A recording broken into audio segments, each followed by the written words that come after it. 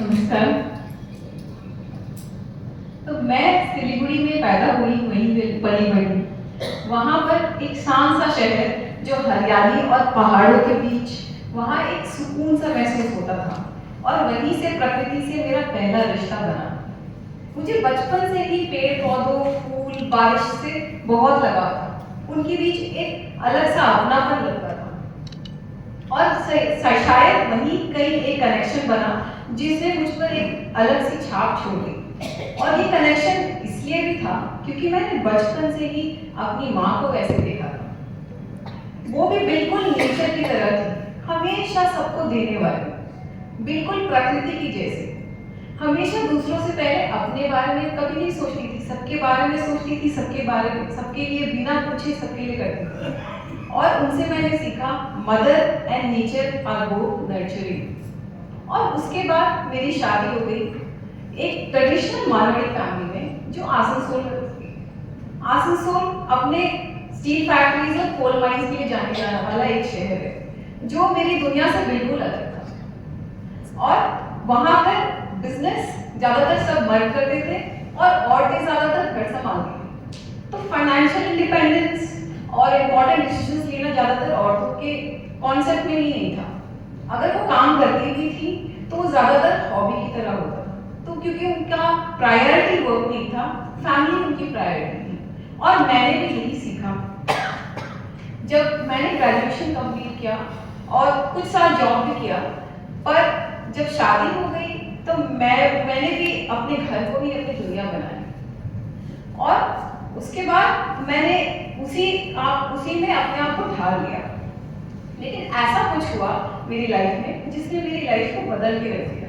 वो था मदरहुड। जब मैं माँ बनी तब मुझे समझ में आया कि मेरी जिंदगी का मकसद क्या है। मेरी बेटी बार बार बीमार पड़ती थी, उसे फ्रीक्वेंट रैशेस, एलर्जीज, इन्फेक्शन होते थे। तो एक चिंता और एक अजीब सी घुटन अंदर से होने लगी। मैंने सब कुछ ट्राई किया, अच्छे से अच्छे डॉक्टर्स, बड़े से बड़े प्रोडक्ट्स, लेकिन कुछ काम नहीं करता था। तब मैंने सोचा क्या हम जो डेली यूज कर रहे हैं, जो हमारे रोजमर्रा की जिंदगी में जो हम कार्य करते हैं, कहीं उसी से तो ये बीमारी की कोई जड़ नहीं है। तब जब मैंने इसमें गहराई में जाना तो पता चला कि जो डेली में यूज करने वाले प्रोडक्ट्स हैं, चाहे वो हमारे क्लीनर्स हो या कोई भी प्रोडक्ट्स, हमारे पर्सनल केयर प्रोडक्ट्स हो, इन सब में टॉक्सिन्स भरे पड़े हैं। और लेबल पढ़ना मैंने आदत सी बना ली। तब मैंने ये जाना सिर्फ हमारा खाना ही नहीं, हमारे डेली की ये चीजें जो है उससे भी हमारे जीवन में कितना प्रभाव पड़ रहा है। हमारे खाने के साथ साथ ये सारी चीजें हमारे बॉडी के अंदर जा रही थी, स्किन और एयर के थ्रू। और तभी मैंने फेसबुक में बायोएंजाइम्स के बारे में पढ़ा, एक ऐसा नेचुरल क्लीनर जो किचन वेस्ट से बनता था। सुनने में बहुत अजीब लगा, पर क्यूरियोसिटी में मैंने इसे बना डाला। सिर्फ पानी, गुड़ और छिलके से ये तैयार हो जाता है और इसके रिजल्ट्स अमेजिंग थे। और उसी के बीच मैं श्रीकांत से मिली जो फर्मेंटेशन में एक स्पेशलिस्ट है। उन्होंने मेरी सोच ही बदल डाली। उनका सादा जीवन और उनको चीजों को देखने का नजरिया बिल्कुल अलग था। और वो मेरे साथ इस सफर में मेरे मेंटर होने के साथ साथ एक को फाउंडर बन गए। हम दोनों ने मिलकर ये जाना कि ये प्रॉब्लम सिर्फ मेरे घर की या किसी एक घर की नहीं, हर घर की है। और उसी में हमने बहुत सारे प्रोडक्ट्स बनाने शुरू किए और सैंपल्स भी बांटे फ्रेंड्स में। कुछ लोग हंसते भी थे, कहते थे ये क्या बना रही हो, कचरे से बना रही हो। किसी को विश्वास नहीं होता था, लेकिन मुझे पता था कि ये सिर्फ प्रोडक्ट की बात नहीं है, मैं एक सोच क्रिएट कर रही हूँ परिवर्तन लाने के लिए। और वो चेंज जो मैंने अपने जीवन में महसूस किया था, वही चेंज मैं दूसरों के जीवन में लाना चाहती थी।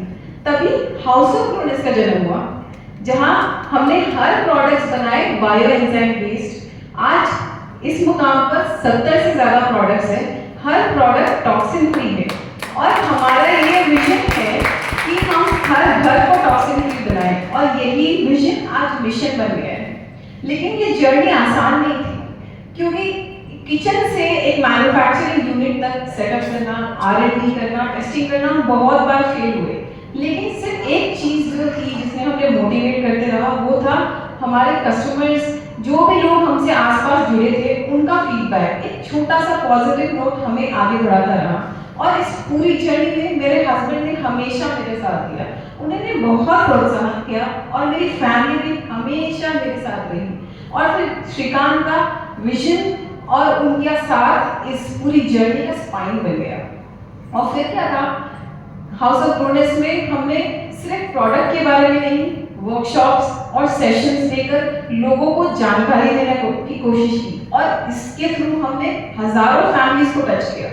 और जब भी आज मैं सेशंस लेती हूँ या वर्कशॉप लेती हूँ तो सिर्फ प्रोडक्ट के बारे में बात नहीं करती हूँ, वहाँ बात होती है एक चेंज की जो मैंने फील की है अपनी लाइफ में, वही मैं चाहती हूँ लोग भी फील करें। और सेशन अटेंड करने के बाद जब लोग मेरे पास आते हैं तो वो ज़्यादा बेहतर क्वेश्चन पूछते हैं, ज़्यादा कॉन्शियस रहते हैं। तो मुझे ये समझ में आता है कि मेरा जो छोटा सा प्रयास है वो सफल हुआ, क्योंकि उनके अंदर एक स्पार्क जागी है, एक छोटी सी चिंगारी जो ज्योति में कन्वर्ट हो सकती है और यही ज्योति परिवर्तन ला सकती है, क्योंकि परिवर्तन कोई ऊंची छलांग नहीं है, ये छोटे छोटे कदमों से आती है। और हाउस ऑफ प्रोनेस के जरिए मैं यही बोलना चाहती हूँ कि अगर कोई औरत ठान ले कि वो अपने अंदर की बात को सुने और कुछ करना चाहे तो वो क्रांति ला सकती है, क्योंकि सस्टेनेबिलिटी को मैंने नहीं चुना, उसने मुझे चुना।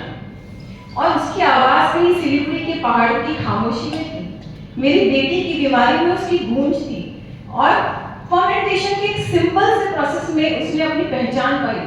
और वही आज मुझे गाइड करती है as a woman, as a mother and as a founder.